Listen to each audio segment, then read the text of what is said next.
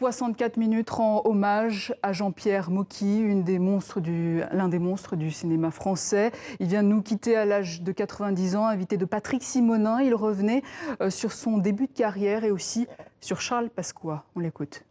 On ne connaît pas la vie de Pasqua. Au départ, c'était un espèce de marchand forain, de type complètement... Quand moi je l'ai vu arriver en politique, j'ai dit c'est pas le même. Et c'était le même. Il a fait une carrière extraordinaire parce qu'au départ, c'était un mauvais élève. Et c'est d'ailleurs pour ça, parce qu'il était un peu plus vieux que moi, et il a redoublé les classes. C'est pour ça qu'il s'est retrouvé dans la mienne. Il a redoublé, tout le temps il redoublait. Oui. Vous vous retrouvez chauffeur de taxi. Et là, vous faites une rencontre. Là, je charge. C'est Pierre Freinet. Alors voilà, alors là, je suis en station à Neuilly. Il y a un mec qui rentre dans mon taxi, c'était Pierre Freinet. Il me dit la Michaudière. Il me dit conduis-moi à la Michaudière. Et pendant le trajet, il me regardait comme ça et il préparait une pièce où il y avait un jeune.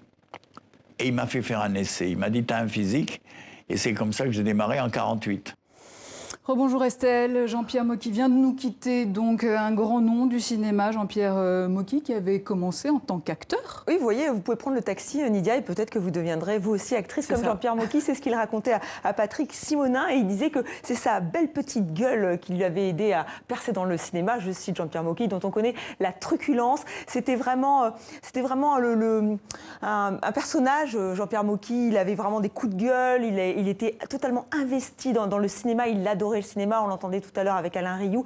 Il a senti qu'il allait devenir réalisateur en voyant Fellini, en voyant Visconti en Italie, et il s'est dit je vais être réalisateur. Alors boulimique, il a fait entre 60 et 80 films, on ne sait pas exactement, une œuvre inégale, mais il y a des films qui restent effectivement dans les mémoires. À mort l'arbitre, avec notamment Michel Serrault, La Grande Lessive. En fait, il tapait sur les institutions, il était politiquement incorrect. C'est aussi pour ça qu'il voulait tout diriger, puisqu'il était réalisateur, producteur, scénariste, il voulait tout gérer. Alors aujourd'hui, c'est toute sa tribu, car il avait vraiment des comédiens qui étaient avec lui, qui l'accompagnaient lors de ses films, qu'il retrouvait. Je pense notamment, alors Pierre Richard faisait partie de ceux avec qui il avait joué. On va regarder ce tweet assez émouvant où on voit avec Depardieu. Il avait réuni ces deux grandes stars à ses côtés pour ce film Les Fugitifs. Alors Jean-Pierre Mocky, il a tourné avec beaucoup d'acteurs, français notamment, et Tom Novembre qui est avec nous.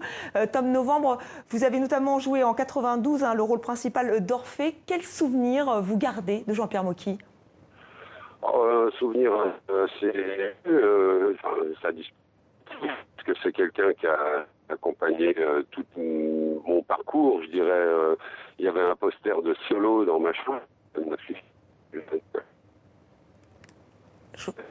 Alors je crois que voilà. Oui.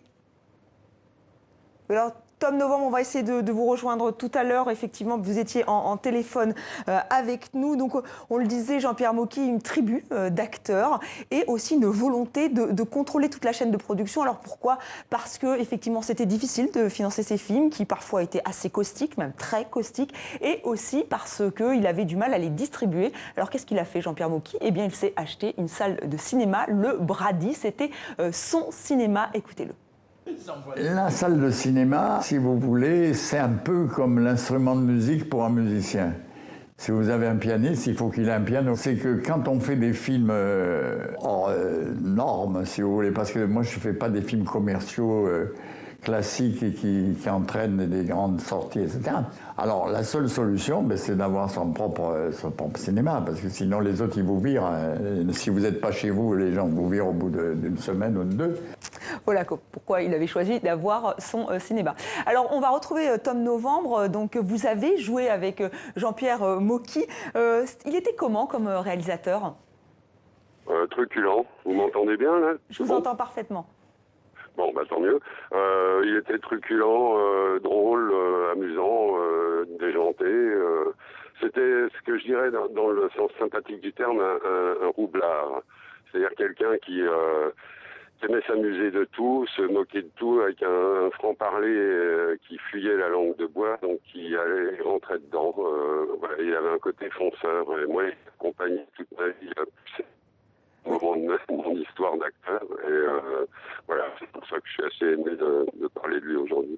Alain Rioux, tout à l'heure, nous disait qu'il était quand même un peu anxieux, qu'il mettait la barre haut. Vous êtes d'accord avec ce point de vue?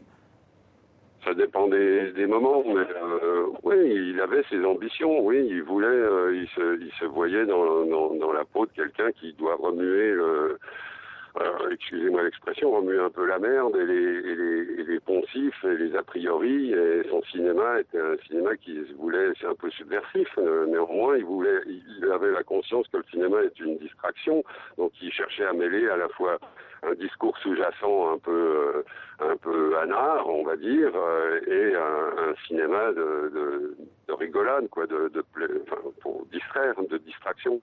Il tournait jusqu'à 2 films par jour. Même là, on l'avait rencontré au mois d'avril dernier. Il nous avait expliqué qu'il tournait encore, qu'il avait 2 films en chantier. Comment vous expliquez cette boulimie ? Je pense, c'est parce que c'est ça qui le maintenait en vie. Moi, je l'ai eu il y a 15 jours au téléphone. Il me parlait de son prochain film à la rentrée. Il me décrivait tout le générique. Il m'expliquait le scénar, etc. C'est quelqu'un qui vivait par et pour le cinéma. Voilà, je pense que c'était son essence. C'est ça qui faisait tourner son moteur. Et s'il y a un film, il y en a beaucoup, entre 60 et 80, mais s'il y a un film qui vraiment vous a marqué? Oh, il n'y en a pas qu'un. Il y avait le drôle de Parisien Ouassien quand j'étais gamin, avec Bourvil. Après, il y a eu Solo, donc j'avais l'affiche dans ma chambre quand j'étais ado. Et puis après, il y a eu les saisons du plaisir, l'Ibis Rouge, le drôle de Paroissien, oui. Mais bon, j'ai envie de citer aussi Villavendre et Agent Trouble, parce que j'étais dedans et que c'était une belle aventure avec du beau monde tout autour à chaque fois. Merci beaucoup Tom Novembre d'avoir accepté d'être avec nous et d'avoir rendu hommage à Jean-Pierre Mocky. Merci Tom Novembre, merci également à vous Estelle Martin.